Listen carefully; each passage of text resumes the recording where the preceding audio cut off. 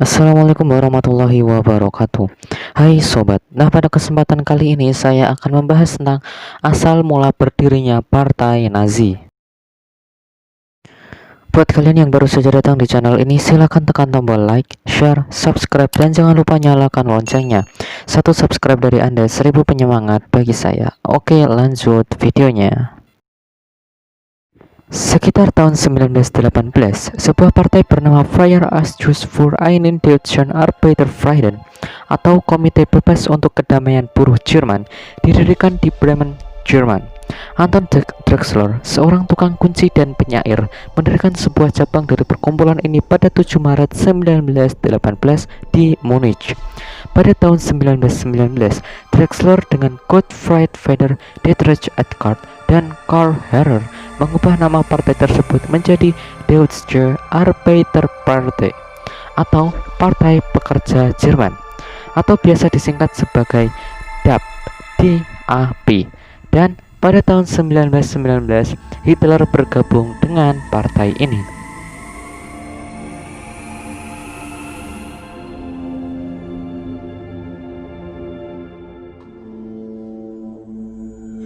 Hitler tak berbeda dengan ribuan mantan prajurit lainnya di Munchen. Dia luntang-lantung menjadi pengangguran atau istilah halusnya tak memiliki pekerjaan yang tetap. Namun dia sangat menyadari bakat alaminya dalam berorasi dan mampu menarik orang untuk bergabung dengan partainya, sehingga ia memiliki peran dominan di sana. Dia salurkan kebencian, kemarahan atas berakhirnya perang dengan pidato yang berapi-api. Hitler selalu berbicara tentang apa yang disebutnya sebagai ketidakadilan perjanjian damai Versailles yang ditandatangani pada akhir Perang Dunia I. Berdasarkan perjanjian itu, Jerman kehilangan banyak wilayah negaranya dan dipaksa membayar ganti rugi pada negara-negara pemenang. Pada awal 1920, inflasi merajalela tak terkendali. Keuangan benar-benar hancur sehingga rakyat Jerman berpikir bahwa demokrasi tak menghasilkan apapun. Di Bayern pada tahun 1921, Hitler dinobatkan menjadi pimpinan Partai Pekerja Jerman yang kecil itu. Namanya diubah menjadi Nationalsozialistische Deutsche Arbeiterpartei, Partai Pekerja Nasionalis Sosial Jerman, disingkat Nazi atau NSDAP. Saat itu hanyalah salah satu dari banyak partai sayap kanan di Munich dan mereka semua mengatakan yang sama. Versailles adalah kejahatan dan kelompok Yahudi ada di belakangnya.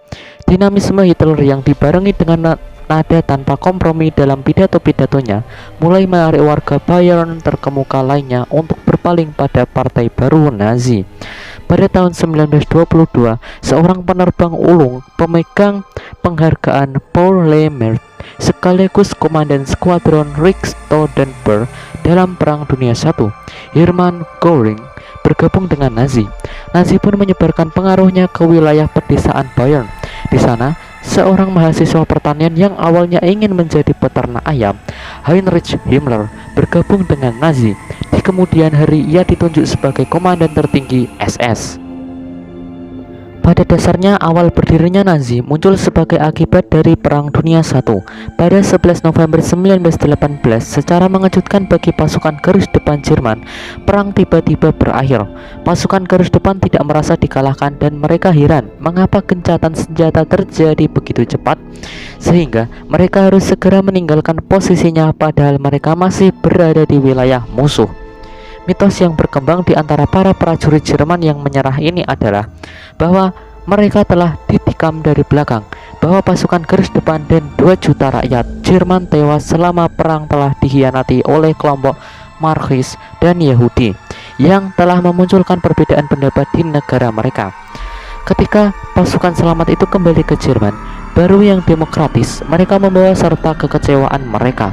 Sesuai perang, negara-negara sekutu melanjutkan blokade terhadap Jerman. Pasukan yang kembali dan berbaris melewati München, ibu kota Bayern, terkejut melihat keluarga mereka yang masih menderita. Jutaan rakyat Jerman kelaparan dan ribuan lainnya sekarat akibat penyakit TBC dan influenza.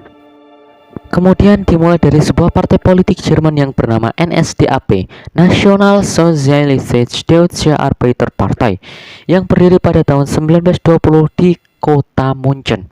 Sebelumnya partai ini bernama Deutsche Arbeiterpartei atau Partai Buruh Jerman. Dan perubahan nama partai ini merupakan desakan dari Adolf Hitler dengan tujuan untuk memasukkan elemen nasional sosialisme. NSDAP adalah kekuatan politik utama dalam Nazi Jerman sejak kejatuhan Republik Weimar pada tahun 1933 hingga akhir Perang Dunia II pada tahun 1945. Ketika dideklarasikan ilegal dan para pemimpinnya ditangkap dan dikenai tuduhan kejahatan terhadap kemanusiaan melalui pengadilan Nuremberg, para penganut dan pelaksana partai Nazi telah mengangkat sebuah ideologi politik baru, biasa dikenal sebagai Nazisme. Dari ideologi politik baru inilah kemudian muncul suatu paham yang disebut paham antisemit. Adapun makna dari antisemitisme sendiri adalah suatu sikap permusuhan atau prasangka terhadap kaum Yahudi dalam bentuk-bentuk penganiayaan atau penyiksaan terhadap agama, etnik maupun kelompok ras, mulai dari kebencian terhadap individu hingga lembaga. Di Jerman, politik terbagi menjadi dua kutub, konservatif dan sosialis. Masing-masing kelompok menjadi radikal di masa krisis. Situasi semakin bertambah buruk dengan munculnya gerakan Republik Soviet Munchen, sebuah upaya untuk menciptakan pemerintahan bergaya Soviet yang dikobarkan oleh kelompok sayap kiri Red Republik di Munich. Tentara pemerintah diturunkan untuk menumpas pemberontakan tersebut dan pecahlah pertempuran terbuka di jalan-jalan Munich. Lebih dari 500 orang terbunuh. Tentara didukung oleh Freikorps, prajurit bayaran sayap kanan yang dibiayai oleh pemerintah. Freikorps benar-benar menjalankan tugasnya. Mereka membantai orang-orang yang mereka anggap sebagai anggota Red Republik dan berhasil menumpas pemberontakan itu. Prasangka antisemit di kelompok kanan semakin diperkuat oleh kenyataan bahwa pimpinan Red Republik sebagian besar adalah orang Yahudi, sehingga muncul kesan bahwa Bolshevisme atau komunis dan Yudaisme pada dasarnya adalah sama. Wajar ketika anti-Yahudi kemudian berkembang luas. Nah, tadi adalah pembahasan mengenai asal mula terbentuknya Nazi. Semoga informasi ini dapat menambah wawasan Anda. Dan mohon maaf apabila ada kata-kata saya yang tidak begitu jelas. Mohon dimaafkan. Terima kasih. Saya undur diri. Wassalamualaikum warahmatullahi wabarakatuh.